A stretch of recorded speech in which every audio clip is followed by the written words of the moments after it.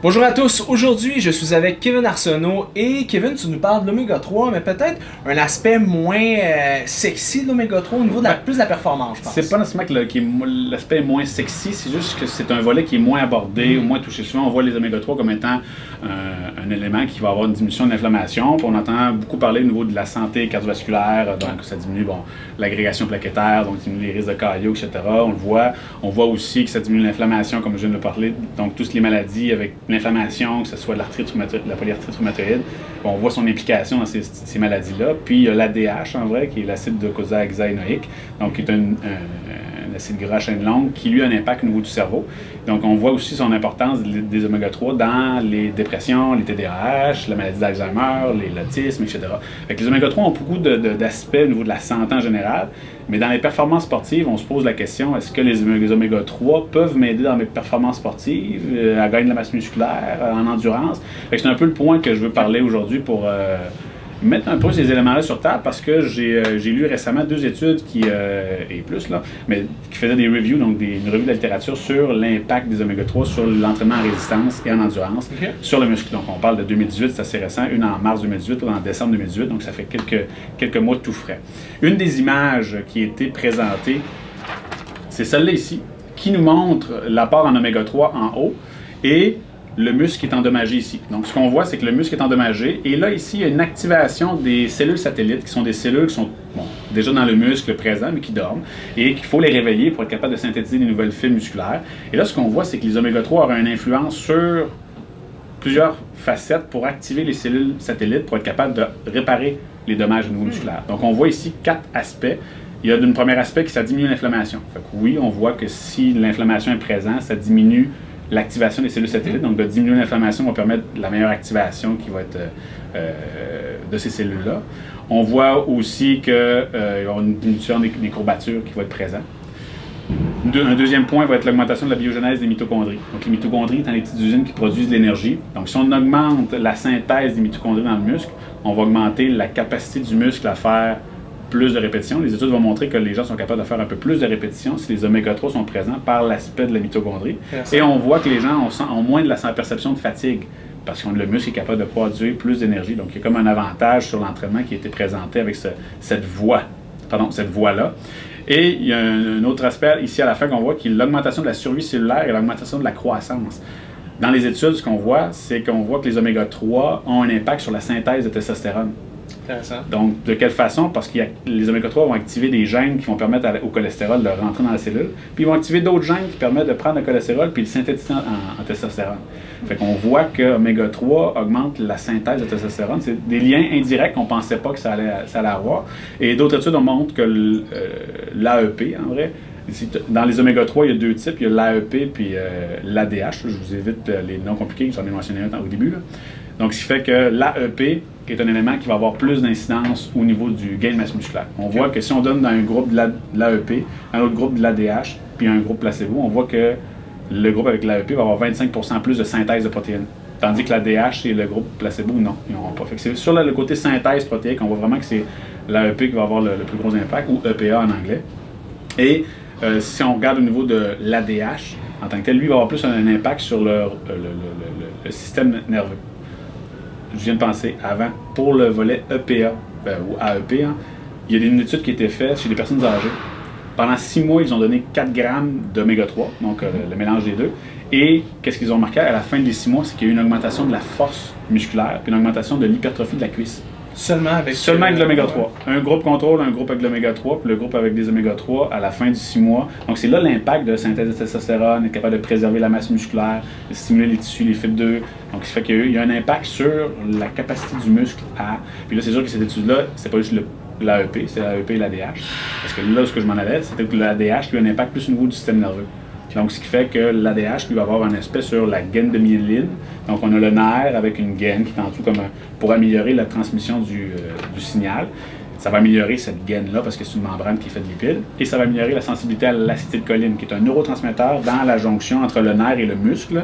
Fait qu'on envoie un petit neurotransmetteur qui active le muscle. Et là, une autre étude a démontré que chez les joueuses de soccer professionnelles, donc élite, 4 semaines d'oméga 3, a augmenté le temps de réaction plus l'efficacité gestuelle. Fait que tu donnes 4 semaines à des joueuses de soccer professionnelles des oméga 3 qu'ils ne prenaient pas avec un groupe comparatif. Et on voit que ceux qui prennent des oméga 3 vont avoir une meilleure efficacité gestuelle parce qu'il y a une meilleure conduction nerveuse qui va être présente. Fait qu'on voit que les oméga 3 ont vraiment leur place dans l'entraînement d'une athlète. Là, on parle plus d'entraînement de résistance ou temps de réaction. Mais quand on regarde le volet plus endurance, là, c'est là que ça devient moins clair un peu. Chez les personnes qui sont débutantes en entraînement, on voit des améliorations bénéfiques au niveau de l'endurance cardiovasculaire. Tandis que chez les personnes élites, on voit moins cette présence-là. C'est beaucoup sans différence.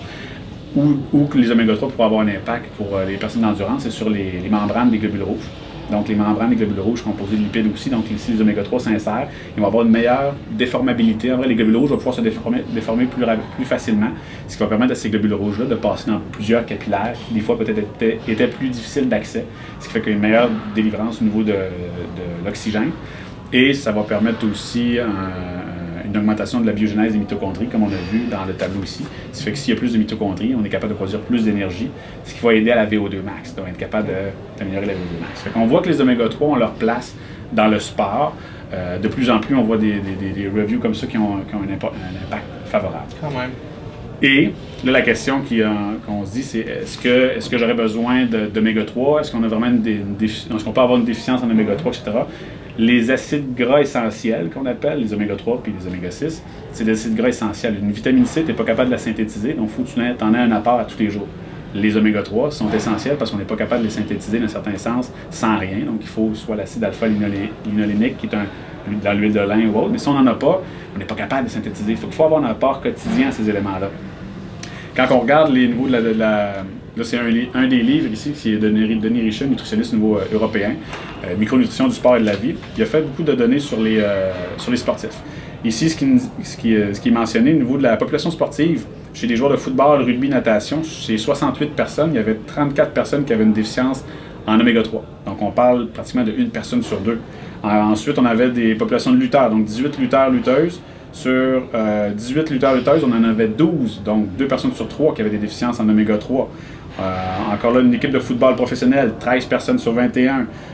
Déficit au sein d'une équipe de rugby, 92% de l'équipe de rugby était déficiente en EPA-DHA. Donc, ce qui fait qu'on a dans l'équipe sportive, c'est des personnes, les sportifs sont des personnes qui consomment beaucoup plus d'aliments, donc ils seraient plus sujets à avoir moins de déficience. Ils mangent plus que la population générale. Puis on voit énormément, pratiquement une personne sur 2, il y a des 92% qui sortent. Fait qu'il y a une déficience qu'il faut prendre en considération, puis de venir essayer d'avoir un apport en oméga 3.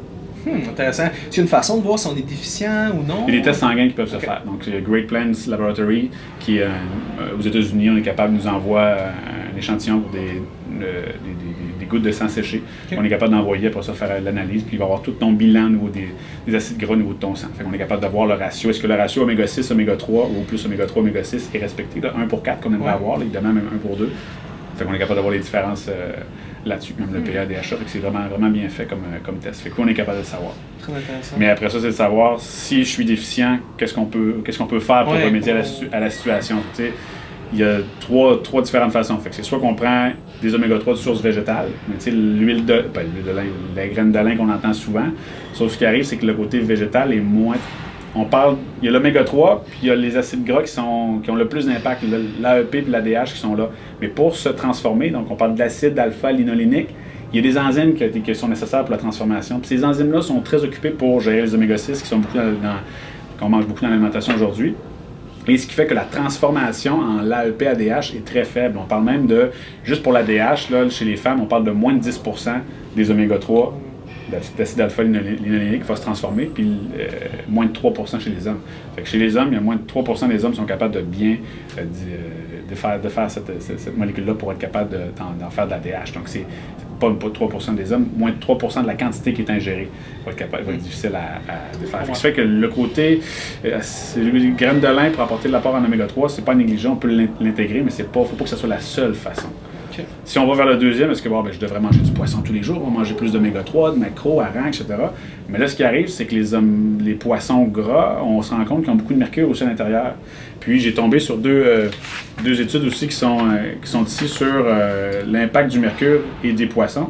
Et qu'est-ce que ces études-là mentionnent, c'est que le mercure peut atténuer l'apport les bénéfices de l'apport en oméga 3 à cause du mercure. Fait qu'on a des oméga 3 good pour la santé cardiovasculaire, mais on a du mercure, c'est négatif pour la santé cardiovasculaire. Plus 1, moins 1, ça fait pratiquement 0. Fait que c'est pas pas consommer de poisson, mais si c'est notre seule source à toutes les semaines, à toutes les journées, ce qui arrive, c'est que là, on a une accumulation de mercure. Et la demi-vie du mercure est de 25 ans. Ce qui veut dire que ça prend 25 ans pour éliminer la moitié de la quantité que tu viens d'absorber.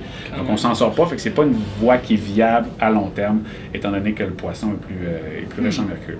Troisième option qui reste à nous, c'est le côté plus supplémentation. Ouais. Qu'on veut intégrer parce que là, on n'a pas le mercure qui va être présent, puis on a directement l'AEP et l'ADH. On n'a pas besoin de transformation. Donc là, c'est de choisir un supplément. Mais là, encore là, lequel? Il y a une étude qui a été faite en 2015 sur une analyse des produits. Cette étude-là a analysé 171 produits de 49 marques différentes sur est-ce que les oméga 3 étaient déjà oxydés. Parce que ce qu'on veut pour les oméga 3, c'est qu'on veut avoir un aspect anti-inflammatoire.